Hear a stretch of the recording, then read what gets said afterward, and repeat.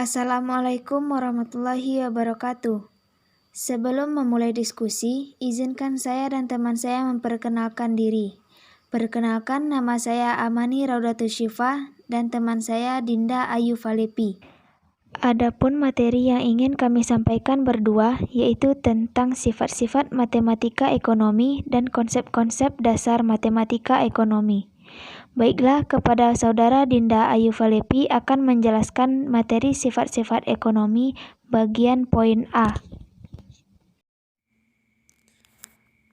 Baiklah, pada kesempatan yang baik ini, saya akan membahas tentang sifat-sifat matematika ekonomi yang terbagi atas matematika ekonomi dan matematika non-ekonomi atau matematika ekonomi murni.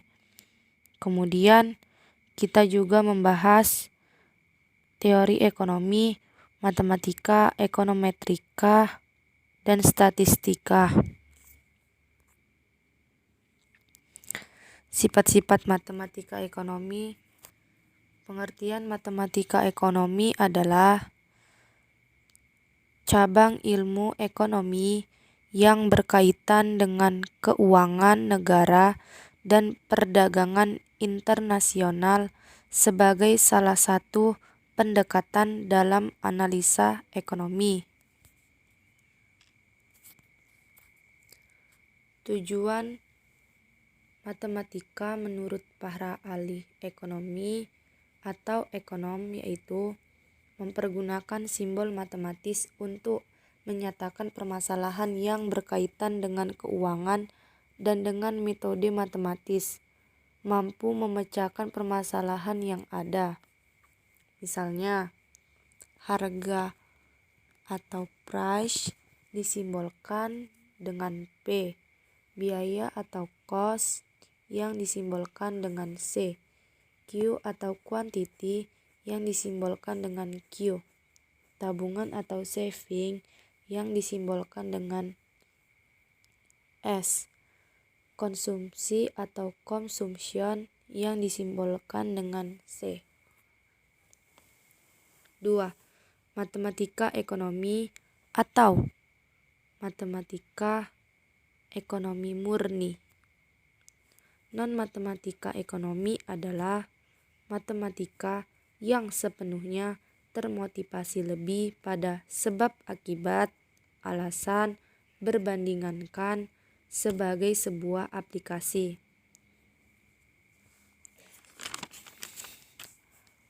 Non-matematika ekonomi menggunakan simbol-simbol yang umum digunakan oleh para ahli ekonomi matematika, seperti huruf akhir abjad alfabet yaitu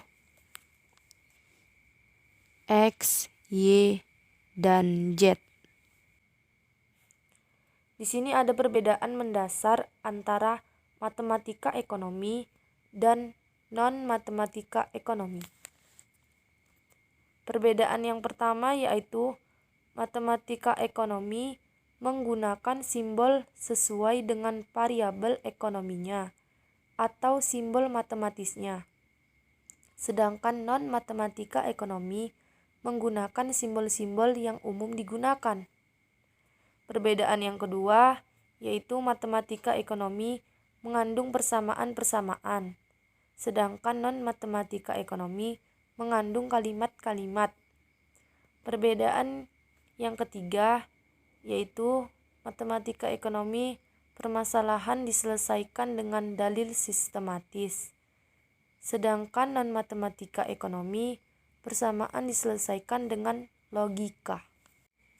Baiklah, selanjutnya materi sifat-sifat matematika ekonomi bagian poin B akan dijelaskan kepada Saudara Ami Raudatus Syifa. Kepada Saudara Ami Raudatus Syifa dipersilakan untuk menjelaskan materinya. Teori ekonomi, matematika ekonomi, ekonometrika, dan statistika ekonomi. Teori ekonomi biasanya dinyatakan dalam bentuk kualitatif, Misalnya, jika harga suatu produk naik, maka jumlah barang yang diminta dari barang tersebut akan berkurang. Dengan asumsi variabel-variabel yang mempengaruhi jumlah barang yang diminta adalah konstan. Jadi, teori ekonomi hanya menyatakan hubungan yang negatif antara variabel harga dengan jumlah barang yang diminta. Teori ekonomi sendiri tidak memberikan suatu angka atau ukuran yang jelas mengenai hubungan di antara kedua variabel tersebut. Dengan kata lain, teori ekonomi tidak mengatakan berapa banyak jumlah permintaan produk tersebut akibat adanya perubahan dari harga barang tadi. Oke, yang kedua kita membahas tentang konsep dasar matematika ekonomi. Konsep dasar matematika ekonomi ada 4. Yang pertama, membahas tentang variabel, konstanta, koefisien, dan parameter. Yang kedua, persamaan dan pertidaksamaan. Yang ketiga, sistem bilangan. Yang keempat, aturan pemangkatan, akar, deret, dan logaritma. Oke, sebelum kita masuk ke pengertian apa itu variabel, konstanta, koefisien, dan parameter, kita masuk ke contoh penjelasannya. Misalnya, contohnya itu 6x dikurang 3. Di sini yang dikatakan variabel yaitu x. Kenapa variabel itu dikatakan x? Karena variabel adalah sesuatu yang nilainya tidak berubah-ubah dalam suatu masalah tertentu. Nah, maksudnya gimana? Nah, di sini kan variabel adalah x. Bagaimana nilainya adalah sesuai dengan masalahnya. Semisalnya, pada ini tentukanlah nilai 6x dikurang 3, di mana x sama dengan 3. Seperti artinya nanti kita mengganti x itu dengan 3. Nah, itu tergantung masalahnya. Tergantung juga soalnya. Misalnya, soalnya mintanya itu tentukanlah nilai 6x dikurang 3, di mana x, y sama dengan 0 kan. Berubah lagi jadi variabel. Nilainya itu berubah-ubah di dalam masalah tertentu. Nah, kayak gitu. Oke, selanjutnya kita masuk ke apa itu konstanta. Di sini udah jelas 3 itu konstanta. Kenapa? Karena konstanta adalah suatu bilangan nyata tunggal yang nilainya tidak berubah-ubah dalam suatu masalah tertentu. Tapi jika disederhanakan, konstanta adalah bilangan yang berdiri sendiri tanpa adanya variabel, di mana bilangan tersebut tetap, artinya nggak bisa berubah-ubah karena dia sudah ditetapkan 3. Nah, kayak gitu ya. Oke, selanjutnya koefisien. Dari masalah ini, koefisien itu 6. Nah, kenapa koefisien itu 6? Karena koefisien itu adalah angka pengali terhadap variabelnya. Lebih sederhananya, koefisien ini adalah angka yang berada di depan variabel. Variabelnya kan x, di depannya 6. Jadi, 6 inilah yang dikatakan dengan koefisien. Nah, contoh lain ya. Misalnya 5R. Nah, R ini disebut variabel dan 5 ini adalah koefisien. Begitu juga dengan 4B atau 0,3C. Misalnya di 0,3C, C ini adalah variabel dan 0,3 ini adalah koefisien. Nah, paham ya? Bisa ya membedakan ketiga ini? Baik, kita lanjutkan. Nah, setelah kita mengetahui pada sebuah variabel yang sering kita gunakan nanti kalau dalam masalah ekonomi, sekarang kita lihat. Nah, ternyata dalam masalah ekonomi terdapat dua jenis variabel, yaitu variabel endogen dan variabel eksogen. Adapun pengertian variabel endogen, yang pertama adalah variabel yang nilai penyelesaiannya diperoleh dalam model. Yang kedua, variabel eksogen adalah variabel yang nilai penyelesaiannya diperoleh dari luar model atau sudah ditentukan dari data yang ada. Untuk membedakan variabel eksogen dan variabel endogen, maka variabel eksogen diberi tanda 0, sedangkan variabel endogen tidak. Perhatikan contoh variabel eksogen dan variabel endogen.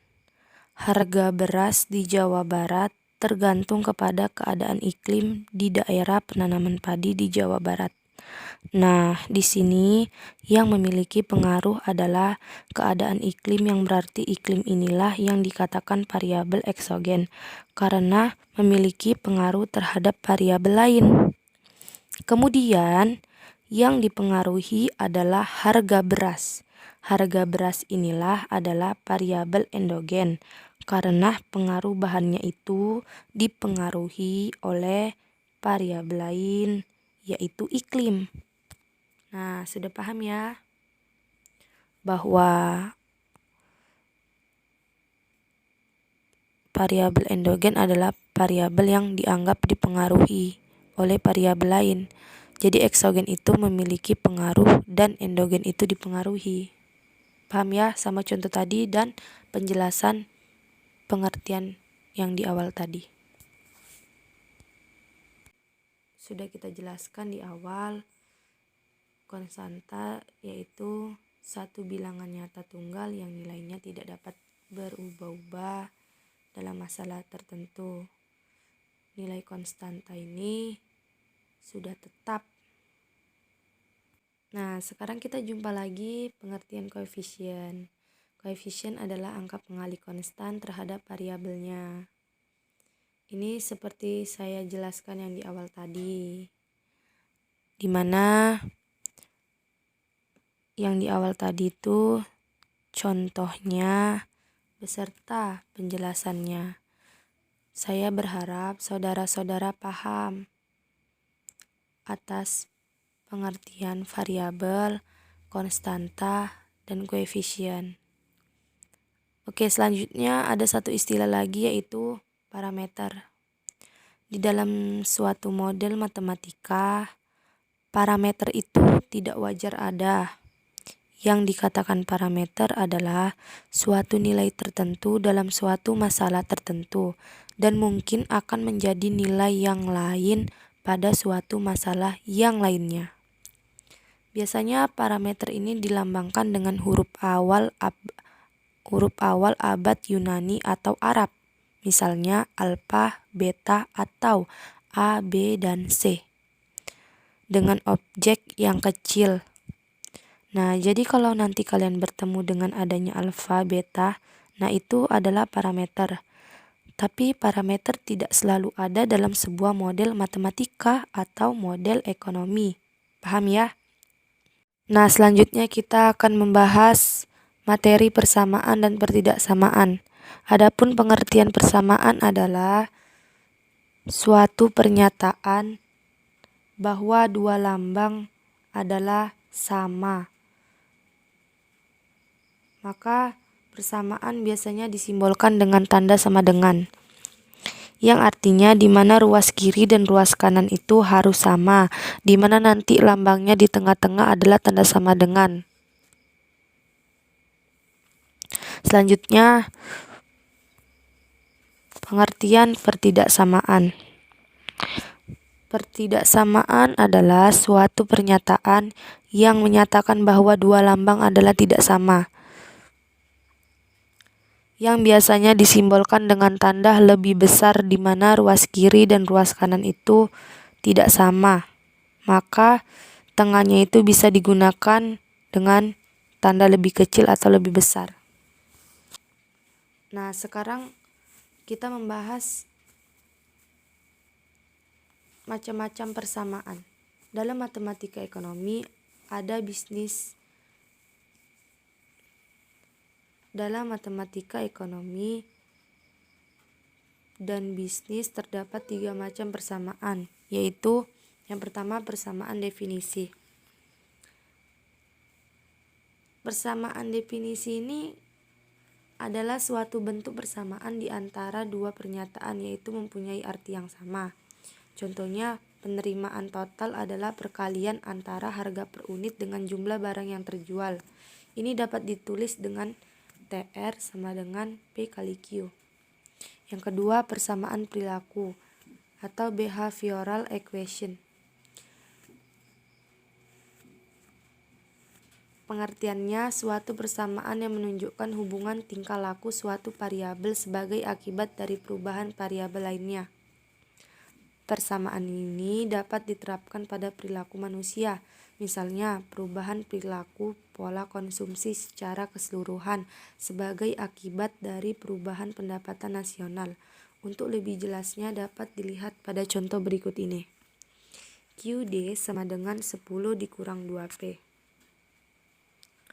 Persamaan tersebut menunjukkan tingkah laku antara P atau price atau harga dengan QD jumlah barang yang diminta. Angka 10 adalah konstanta, sedangkan angka 2 bergabung dengan variabel yang harga atau P disebut koefisien. Contoh lain persamaan tingkah laku adalah perubahan pada konsumsi. C sama dengan A tambah B tambah YD. Sebagai akibat dari perubahan pendapatan, dalam persamaan ini besarnya pengeluaran konsumsi atau C dipengaruhi oleh besarnya disposable income atau YD. Yang perlu diperhatikan dalam persamaan perilaku persamaan perilaku harus dibuat asumsi-asumsi mengenai pola perubahan atau notasi variabel yang diteliti. Yang ketiga, persamaan keseimbangan. Persamaan keseimbangan ini merupakan suatu persamaan yang menggambarkan persyaratan untuk pencapaian keseimbangan. Dua kondisi keseimbangan yang paling terkenal dalam ilmu ekonomi adalah yang pertama, model kondisi keseimbangan pasar. Q sama dengan QS, jumlah yang diminta sama dengan jumlah yang ditawarkan. Yang kedua, model kondisi keseimbangan pendapatan nasional. S sama dengan 1, tabungan sama dengan investasi. Oke, selanjutnya untuk materi yang C dan D akan dijelaskan oleh teman saya.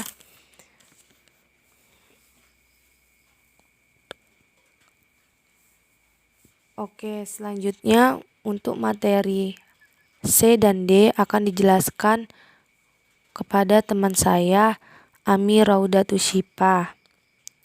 Kepada Ami Raudatus Syifa dipersilakan untuk menjelaskan kelanjutan materi konsep-konsep dasar matematika ekonomi.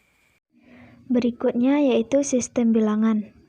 Yang pertama, bilangan nyata dibagi menjadi 2, yaitu bilangan rasional dan bilangan irasional. Bilangan rasional adalah hasil bagi di antara dua bilangan yang berupa bilangan bulat atau berupa pecahan dengan desimal terbatas atau desimal berulang. Contohnya 8/2, 5/1 sama dengan 5,00. 1/3 sama dengan 0,333. Dan bilangan irasional adalah bilangan hasil bagi antara dua bilangan berupa pecahan dengan desimal tak terbatas dan tak berulang. Contohnya, akar 2 dari bilangan 2 dan akar 2 sama dengan 1,41423. Bilangan rasional juga dibagi menjadi 2, bilangan bulat dan bilangan pecahan. yang termasuk bilangan bulat, yaitu bilangan negatif, 0, dan bilangan positif. Selanjutnya, aturan pemangkatan akar, deret, dan logaritma. Pemangkatan yaitu perkalian berulang angka X sebanyak N kali. Contohnya, 2/3 yaitu angka 2 dikalikan sebanyak 3 kali akan menghasilkan angka 8. Yang kedua, jika berpangkat min, maka diubah bentuknya menjadi pecahan. Kemudian, pangkat tersebut diubah menjadi penyebut dan menjadi positif. Contohnya, 2/-3 sama dengan 1/2/3 dan akan menghasilkan 1/8. Selanjutnya, setiap angka yang berpangkat 0 akan menghasilkan 1. Contohnya, 4/0 sama dengan 1. Berikutnya, angka 0 jika dipangkatkan akan tetap menghasilkan 0. Contohnya, 0/3 sama dengan 0. Untuk perkalian dalam pemangkatan, maka pangkatnya akan ditambahkan. Contoh, 3/2 dikali 3/3. Maka angka 2 dan 3 ditambahkan. Maka akan menghasilkan 243. Dalam pembagian, maka pangkatnya akan dikurangkan. Contoh, 2/2 dibagi 2/1, maka angka 2 dan 1-nya akan dikurangkan. Kemudian menjadi 2/1 sama dengan 2. Akar. Penjumlahan dalam bentuk akar, syaratnya yaitu angka di dalam akar harus sama. Contohnya, 3/2 ditambah akar 50. Sama dengan 3/2 ditambah akar dari 2 kali 25. Akar dari 25 yaitu 5. Maka akar 2 dikali 25 bentuk lainnya adalah 5/2. Selanjutnya, angka yang sama-sama berada di luar akar akan ditambahkan. 3 ditambah 2 sama dengan 5. Maka hasilnya 5/2. Sama dengan halnya penjumlahan, pengurangan juga seperti itu. Angka yang di dalam akar harus sama. Selanjutnya, perkalian bentuk akar. Dalam perkalian, angka yang sama-sama berada di luar akar langsung saja dikalikan. Dan begitu juga dengan angka yang di dalam akar juga dikalikan. Contohnya, 2/2 dikali 3/18 sama dengan 2 kali 3 dikali akar dari 2 kali 18. 2 dikali 18 yaitu 36, dan akar dari 36 yaitu 6. Sehingga 6 kali 6 menghasilkan 36. Selanjutnya, pembagian. Sama dengan perkalian, angka yang berada di luar akar langsung dibagi, dan juga angka yang berada di dalam akar juga dibagi. 20 dibagi 5 yaitu 4, dan 10 dibagi 2 yaitu 5. Maka hasilnya 4/5. Selanjutnya, deret. Yang pertama, deret aritmatika.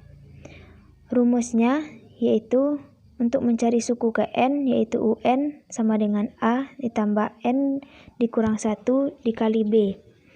Untuk mencari jumlah suku ke N yaitu SN sama dengan N/2 dikali A tambah UN.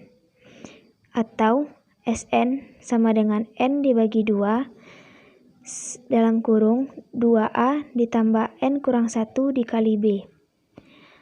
Contoh soal, diketahui barisan aritmatika 27, 24, 21, 18, dan seterusnya. Jumlah 20 suku pertama yaitu diketahui A atau suku pertamanya yaitu 27, B atau beda yaitu -3. Kemudian kita masukkan kepada salah satu rumus. Jadi jumlah suku 20 pertama adalah min 30.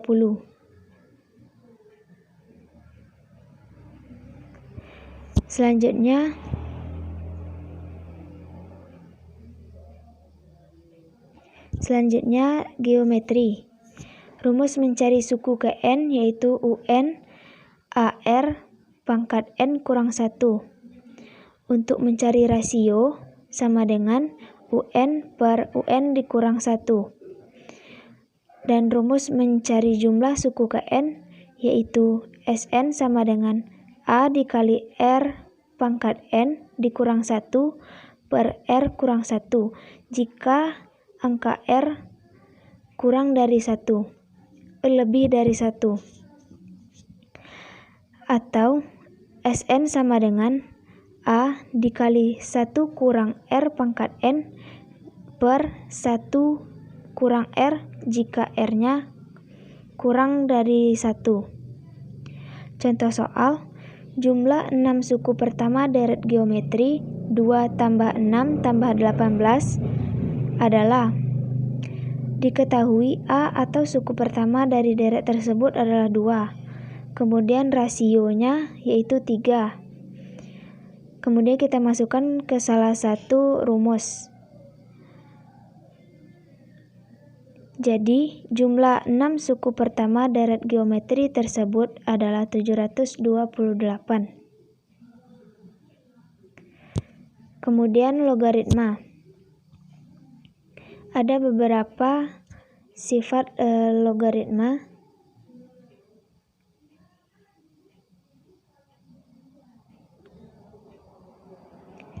Contoh soalnya, 2 log 16 sama dengan 2 log 16 ini sama dengan 2 log 2 pangkat 4. Karena angka 2, maka 16 juga diubah menjadi 2 pangkat 4. 2 log 2 sama dengan 1. Maka 4 dikali 1 sama dengan 4. Selanjutnya 5 log 100 dikurang 5 log 4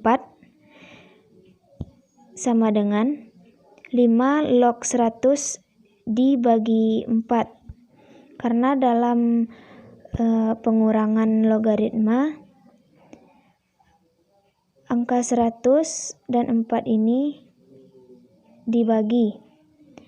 Maka didapatlah 5 log 25. Karena angka di sini 5, maka 25 kita jadikan 5 pangkat 2. 5 log 5 sama dengan 1.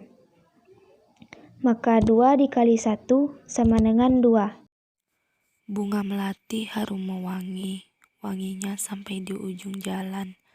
Kami ucapkan terima kasih untuk waktu yang kalian berikan. Baiklah, sekian dari kami. Kurang lebihnya kami mohon maaf. Wabillahi taufiq wal hidayah. Wassalamualaikum warahmatullahi wabarakatuh.